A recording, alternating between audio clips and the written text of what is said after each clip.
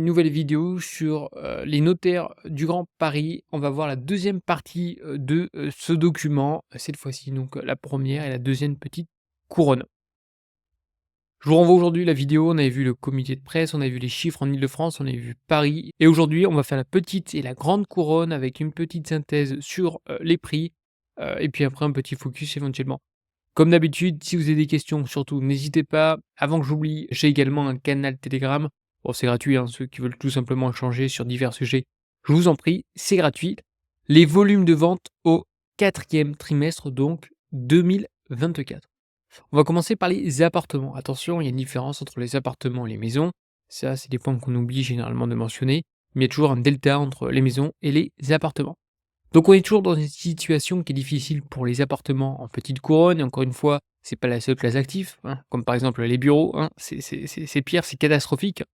Donc gentiment au niveau des ventes, c'est pas compliqué, ça continue de baisser, trimestre par trimestre donc T4 2022, T4 2023 et le T4 2024, voilà, hein, c'est, phénomène de cascade. Donc je vais pas mentionner, voilà, ça ne cesse aujourd'hui de baisser et si on souhaite éventuellement que les prix repartent, hein, vers, le haut gentiment, il faut absolument que les volumes repartent également. Comme je vous l'ai mentionné juste avant, il est important aujourd'hui de faire une distinction entre d'une part les maisons et les appartements. Pourquoi? Parce qu'au niveau des volumes, on peut voir qu'aujourd'hui on est sur des chiffres, hein, qui sont différents.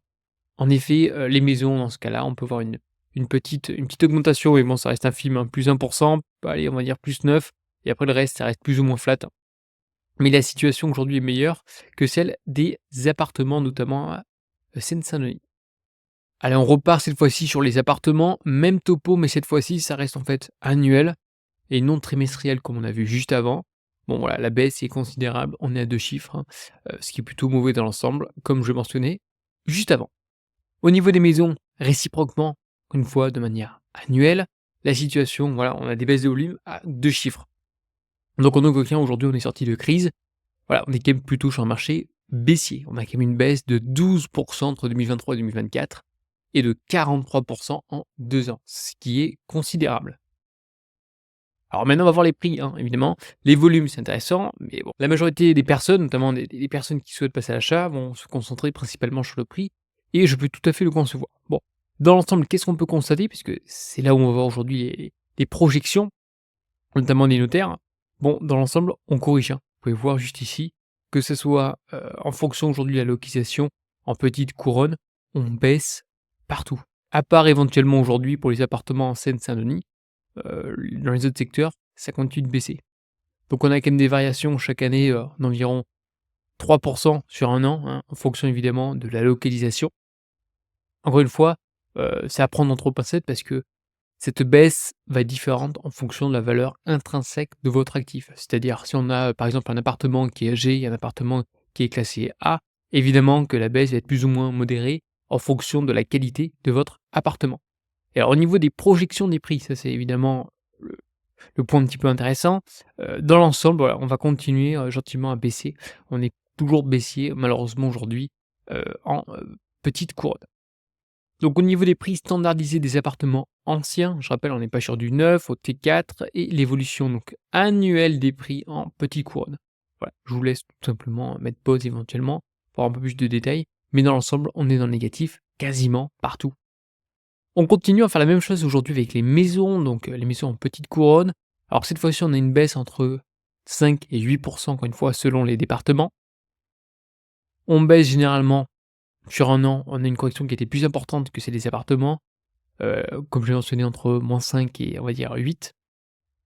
Alors au niveau des projections dans l'ensemble, ça se stabilise. On a du -0,2 du moins 1. Là, à mon avis, on n'a pas assez de données malheureusement pour se projeter, parce qu'il y a moins de transactions que les appartements. Voilà, c'est un point important et dans d'autres, on est à, on va dire, +0,4. Donc encore une fois, c'est assez hétérogène, donc c'est compliqué, hein, de se projeter en fonction aujourd'hui de la localisation et même topo, hein, que je vous ai mentionné sur les appartements, ça dépend également de la valeur intrinsèque aujourd'hui, et les caractéristiques de votre actif immobilier. Et voici la petite carte encore une fois en fonction, comme d'habitude, des mises anciennes au T4 2024 et une évolution annuelle. C'est bien annuel des prix en petite couronne sur les maisons. Alors cette fois-ci, on va passer en grande couronne. On a fait la petite couronne, maintenant en grande couronne, on va commencer par les appartements. Comme d'habitude, on commence toujours par les volumes et de façon trimestrielle. Dans l'ensemble, encore une fois, ça dépend de la localisation, mais on peut avoir du -6 en termes aujourd'hui de volume à du +6. Ça dépend encore une fois du département en question. Au niveau des maisons, donc en grande couronne, ça va beaucoup mieux, hein. On peut voir aujourd'hui que les volumes repartent en grande couronne. On sonne quasiment avec du +11. Mais encore une fois, les évolutions sont hétérogènes selon les départements et selon aujourd'hui, selon les caractéristiques de votre actif. Alors, les volumes donc de vente en 2024, au niveau des appartements en grande couronne, mais cette fois-ci, c'est des volumes donc annuels. On va aller vite puisque c'est pas non plus le plus intéressant, mais dans l'ensemble, voilà, ça corrige. Même topo que la petite couronne. Au niveau des maisons, même chose, ça corrige, hein, on peut aller jusqu'à quasiment -13, -7, -15, ça dépend encore une fois du département en question, mais ça corrige toujours, donc on est toujours dans un marché baissier. À voir si 2025 va être meilleur ou non, seuls les chiffres pourront nous le, mentionner. Alors au niveau des prix, maintenant, c'est la partie qui est intéressante pour les appartements en grande couronne. Donc on a un ralentissement de la baisse annuelle des prix à 2 environ. Donc les avant-contrats, qu'est-ce qu'ils vont tout simplement nous dire sur un an, hein? On peut aujourd'hui donc s'attendre à une légère appréciation. C'est plutôt un bon point, j'ai envie de vous dire. Donc légèrement positive. Les évolutions de prix et annuelles légèrement donc positives sont attendues fin avril. Donc ça change aujourd'hui de la petite couronne. Donc la correction sur un an a été moins importante que la petite. En grande couronne, ça va un petit peu mieux. Et les projections sont plutôt bonnes dans l'ensemble. On a une évolution qui est positive. Donc au niveau des prix standardisés des appartements anciens par commune, je vous laisse mettre pause. On va faire la même chose cette fois-ci en grande couronne avec les maisons, en grande couronne avec les projections. Et d'après les avant-contrats, l'évolution annuelle des prix redeviendrait légèrement positive en avril avec plus 2%. 2%, ça commence vraiment à être important. Donc on a eu des baisses environ entre -4 et -5. Et par contre, les variations, donc aujourd'hui les projections en avril 2025, bon, on prendrait quasiment 2%. Donc c'est quand même aujourd'hui assez important. On peut le voir aussi graphiquement. On a quand même aujourd'hui normalement une appréciation. Encore une fois, ça reste que des projections selon les avant-contrats. Mais généralement, ça suit, hein, il y a quand même une corrélation. C'est les notaires. Donc c'est plutôt c'est plutôt des sources, je viens de vous dire, sûres. Et voici donc les prix de vente standardisés, encore une fois des maisons anciennes par commune au T4 2024 et les évolutions. On est quand même sur un an dans le négatif, hein, plutôt. Si on fait un petit récap au niveau des volumes de vente, donc nombre de ventes au T4 2024. Logement ancien, appartement ancien, maisons anciennes. Logement ancien, ça fait appartement plus maison, ok?